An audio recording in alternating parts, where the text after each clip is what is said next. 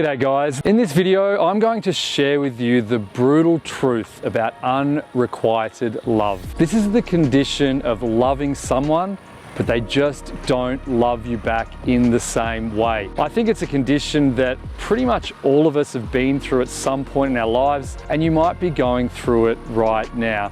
But the brutal truth is that the problem is not the person that doesn't love you back. The truth is that there's something that you can do about this situation right now, and I'm going to share exactly that in this video. But in order to share the truth about unrequited love, I first need to talk about what's going on with love in the modern day and age, because I think we live at a time when we have so many choices at our disposal for who to love. We live in the Tinder age when we can meet someone new at the swipe of our thumb. And the problem is that for many of us, we're not taking the time to settle down with the one person to get to know them, because the truth is that it takes a lot of time to really fall in love with someone.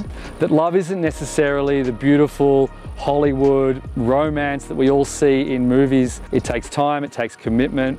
No one's perfect, and we need to get to know people with their flaws and all over a period of time. But when we've got Tinder at our disposal or whatever other apps that you may use, as soon as we run into some kind of problem in our relationship or even in an emerging relationship, it's very tempting to just grab hold of that app and try and meet someone new. And I think it's not just about Tinder, but just about the general state of technology these days, of being exposed to so many new and different people. We're not so much just staying within our own social group, but we're getting to know new kinds of people across geographical borders, across cultural divides. So we're realizing that there's just so much possibility in this modern day and age. That, of course, is an absolutely wonderful thing. It's wonderful that we're breaking through these barriers, but the unfortunate consequence is that when we start to fall for someone and they're not really falling for us back, so we're in that state of unrequited love, the reality is that they've got a lot of options.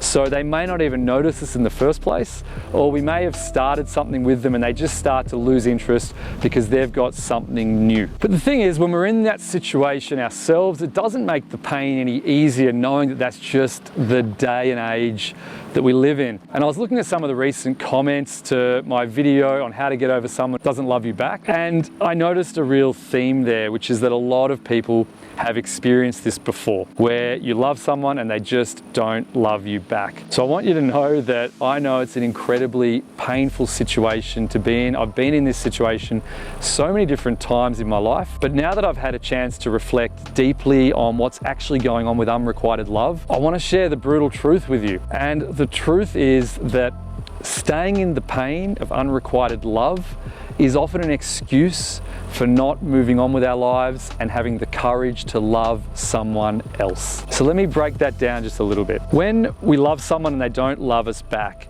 we feel a lot of pain because we feel rejected. So that really attacks our self-worth as a human being.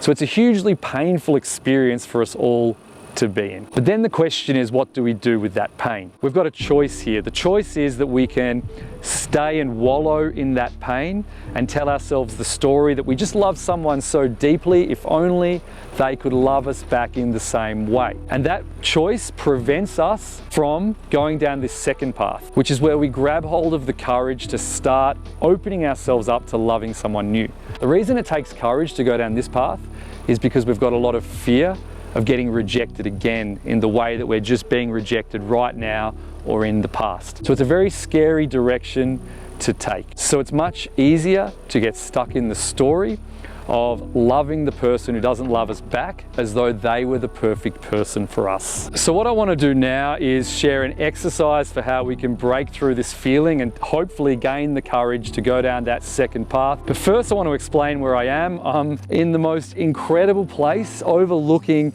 Phang Nga in Thailand, the most incredible geological rock formations. I've had a lot of difficulty in finding the right spot to record this video because the sun's hitting my eyes. I can't quite capture it for you perfectly, but hopefully now you can take a look at some of the beautiful shots that I've just captured.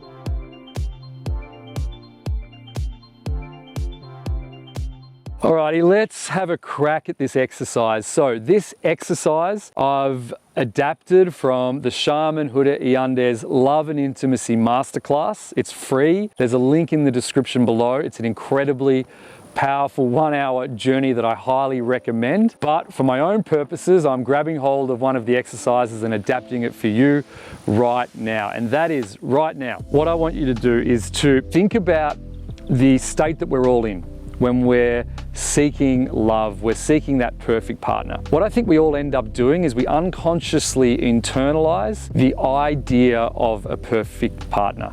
So we create an idealization in our minds of who the perfect person is for us. We're encouraged to do that from a very young age. It often comes from our parents who want the best life for us. They want us to meet the perfect partner, and very often they don't want us to make the same mistakes that they've wanted.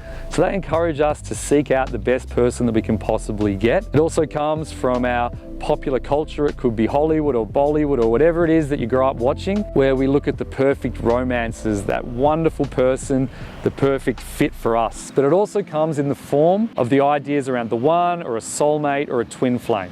So we end up internalizing these ideas and we end up chasing perfection.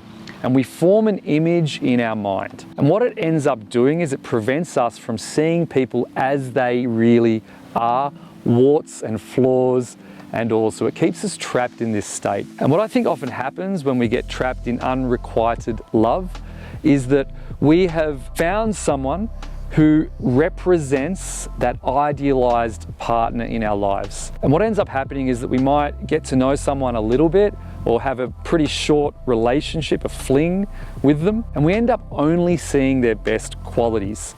And we pick out those best qualities, and it ends up contributing or being related to that vision of idealization or perfection that has already existed deep within us. So that person that we've got these deep feelings for that doesn't love us back is like an imprint of this idealization that we've got deep within. So if this resonates with you and makes sense, here's what to do. Think right now about the vision of perfection that you've got in your mind. So what would the perfect partner look like for you? What are they doing with their lives? What do they look like? What are their character traits? So just start to really conjure that up in your imagination. Now the next question I've got is, if you could imagine yourself being with that partner and them really loving you back exactly the way that you love them, what are the feelings that that would bring to your life that you feel like you don't currently have right now from this person that just doesn't love you back? So you're in a state of unrequited love. The person doesn't love you back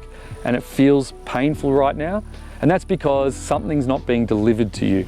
There are these emotions deep down that just aren't being satisfied. So what are those emotions, and what would the perfect partner bring into your life? So the next thing to do is to take that list of feelings that the perfect partner would bring to your life or to your emotional experience. Take hold of that list and start to brainstorm. What are the things that you can do in the next week to bring those feelings into your life, into your being, without relying on someone else needing to be there to bring it to you? So I'm going to give you a couple of examples from my own life just to hopefully get you thinking about some possibilities for yourself. So when I do this exercise, I very often come up with this feeling of connection. And for me, it's a spiritual feeling. So I feel like I live a very practical life. I love the work that I do. I've got a lot of routines in place. And I just love what's going on. I love being a productive person, but I feel like I end up neglecting the spiritual side of life. So I understand spirituality to be an exploration of the dimensions of reality that are just beyond our senses, that are just beyond our ability to truly comprehend it. So for me, I imagine that the perfect partner would bring a spiritual dimension into my life. So I can then start brainstorming what are some things that I can do to take myself out of my comfort zone, out of my everyday experience, and experience some sort of deeper connection with this beautiful nature that we're in, to be in awe of what's going on, which has caused me to come to places like this, just experience some sort of spiritual connection to the land. Some other examples for me are I'm always seeking more adventure. So I imagine I'll find someone and we'll go on adventures together. So I want to go on more adventures and hikes and explorations of what's going on. So there's so many different examples in my own life, but the real question is, what are the examples in yours? And I'd love you to share some of your examples in the comments below so we can help each other to brainstorm and come up with ideas for ourselves. But what we're really doing here right now is that we're starting to take action. So rather than wallowing in self-pity and getting stuck in the pain of unrequited love, we're actually going to go ahead and do something to change our current state of being, to shift ourselves from feeling stuck to starting to take responsibility for everything that's going on in our lives, including the pain of someone not loving us back. We're doing something about it. We're creating these feelings ourselves without depending on someone else. And that's really the key point of Huda Iyande's masterclass on love and intimacy. So I really recommend you going to check it out. If you haven't already watched it, he is an incredible modern age thinker, someone well worth getting to know through these free videos on IdeaPod and The Vessel. So go and check it out, leave a comment below with your reaction to this video, and I look forward to seeing you next time.